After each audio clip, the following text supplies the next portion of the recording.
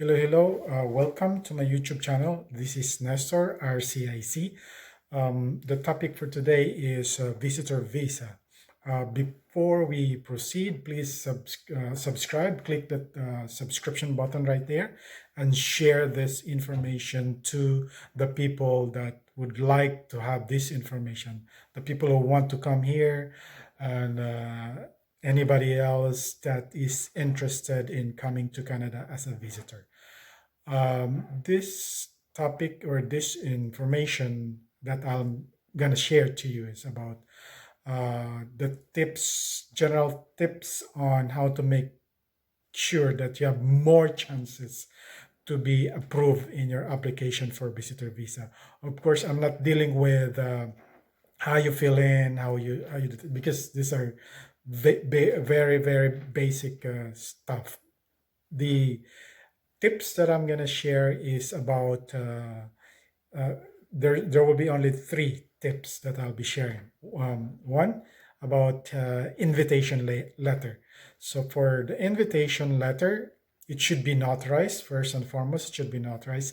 What is included in that invitation letter? Uh, First and foremost, of course, uh, the relative here in Canada, it should be permanent resident or a Canadian citizen that is going to ask you to come or invite you to come to Canada. It can be your relative or somebody else, and this invitation from your relative should be notarized. And what is included in that invitation letter? That is very, very important. Aside from being invited to come to Canada, first and foremost, uh, general information about Canada or general tourist attraction should be there. Of course, Niagara should be there. Oh, if you want Niagara, or if you don't want Niagara, there's so many interesting places to be in Canada, like maybe Rome or Royal Ontario Museum or Science Center, Science Museum, the parks, Ripley's, Biodome in Quebec, and all the churches here are also very nice places to go to. That's in terms of general uh, interest areas or tourist destination. But of course, it is more important that we have a very personal interest to come to Canada, like like this is summer vacation and all that, or maybe this is graduation. This is coming June is graduation. If not for the COVID, it should have been a graduation. Then, of course, that's a very important event on maybe your daughter or maybe your relative, your cousins, your granddaughter. So it is more on a personal note. It is easier for the immigration officer to be convinced because it's on a personal level. Anybody can say, "Oh, I like Niagara," but uh, when it's on a personal level, that's different. So it's easy and more convincing to the immigration officer. And of course, what the other things that, or number two, would be the money. This is the second most important thing that you should have in the application, because the immigration officer will check, oh, this visitor of ours would have enough money to say, you're saying you're asking for 2 weeks.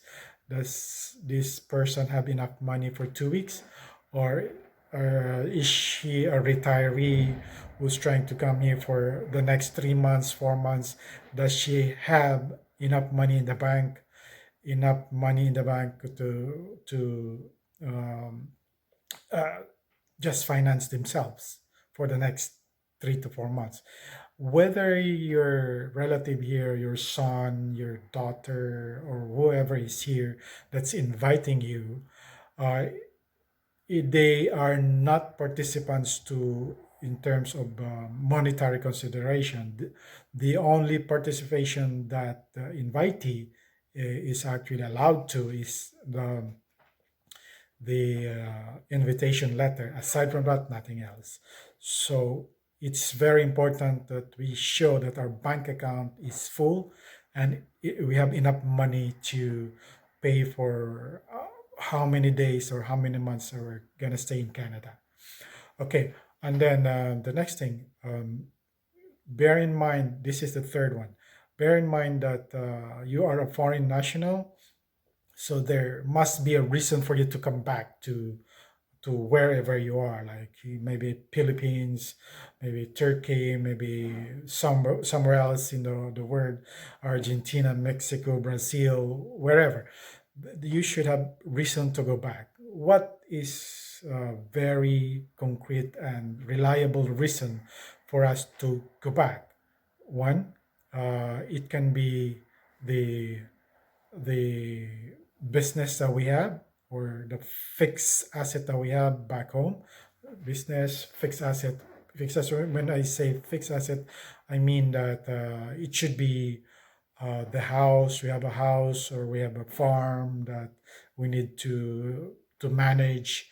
We have a house that's still in our name that needs to be taken care of when you come back.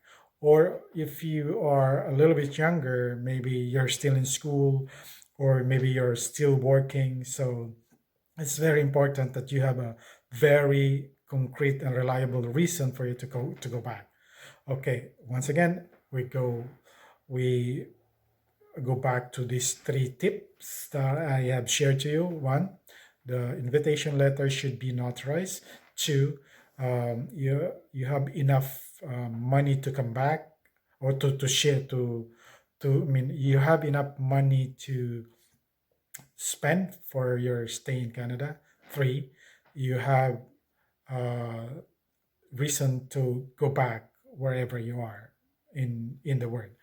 And of course, that with that in mind, we go to three questions and three answers.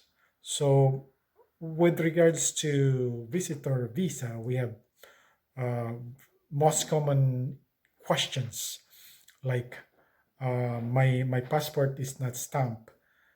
When am I expected to go back or to exit? So when your passport is not stamped, then it means that you are allowed to stay for 6 months. However, if your passport is stamped, like today is May 22nd, your passport is stamped 20 days after May 22nd, then you have to exit before that date.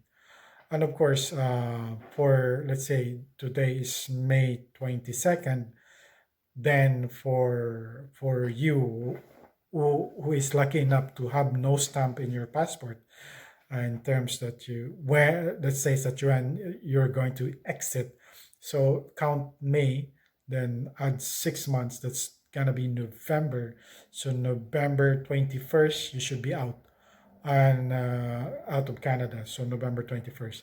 But of course, just bear in mind that sometimes maybe you book November 21st, but the problem is there is a delay in in the airport, like in there's snow or something else, there's malfunction of the whatever engine trouble or no.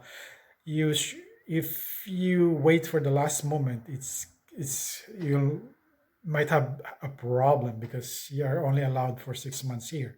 So if you go 6 months and one day, you bear in mind you have to go to immigration police. If this happens to you, only this happens to you, you have to go to the immigration police, which is in the airport, and tell them that, oh, I'm sorry, but I intend to get out within 6 months. And today is the last day, but my plane is delayed, whatever reason. I just want to say that I'm going out anyways, but I just don't want to be in trouble because you will be dinged in your future coming back if you don't report to immigration officer. But of course, it will be good practice to get out a week before so you don't run into these kind of troubles. So again, uh, three questions and three answers. So how much money do I need? Oh, the money wise, there is no cut and die money in the procedures. How much money you have? It so rule of thumb maybe $1,500 every month if you're not staying with your relative. So make sure that you have at least $1,500 or make it 2,000 for every month that you are here. So 6 months, more or less 10 to 12,000 is enough. So next one would be is it single entry or multiple entry? So it, there's no more single entry visitor visa application. Even if you apply, if you intend to just go come here for one entry, you are given multiple entries anyways. So it is very important you have 10 years validity of passport when you come, so that when you're given a multiple entry visa, then you can enjoy and not pay every time that you come. So let's say if you intend only for one, but in the end you like Canada and visit Canada. When you visit Canada, you like Niagara, you want to come back, and maybe you are not lucky enough to see Niagara Falls in the winter time because it's frozen. So, you know, Niagara, even it's a huge falls, it is frozen during winter time. So you cannot see the glory of Niagara. So this is the first destination, tourist destination. Then, if you come here on the winter time, chances are Niagara will be frozen. So that's it. So if you really want to come back, then make sure that your passport is 10 years, at least 10 years in terms of validity. So once again, enough money, rule of thumb for money, it's about 1,500 to 2,000. Stamp, if stamp or not stamp, you follow what is stamped on your passport. When you come in, before you get into Canada, you're being checked by the border agent. So they stamp when you're coming back or when you're going out of Canada. If you don't have that stamp, then you're good for 6 months. Then is it single entry or multiple entry? It is multiple entry all of the time now. So I have not heard anything that is still single entry for tourist visa. So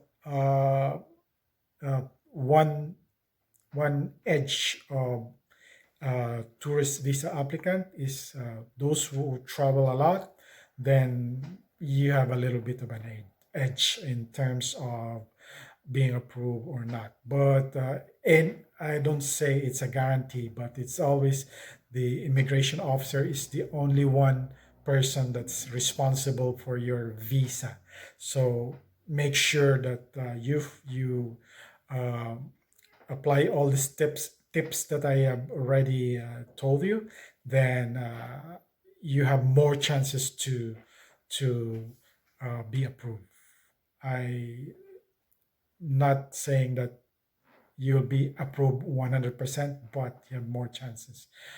And once again, if you like my videos, please subscribe.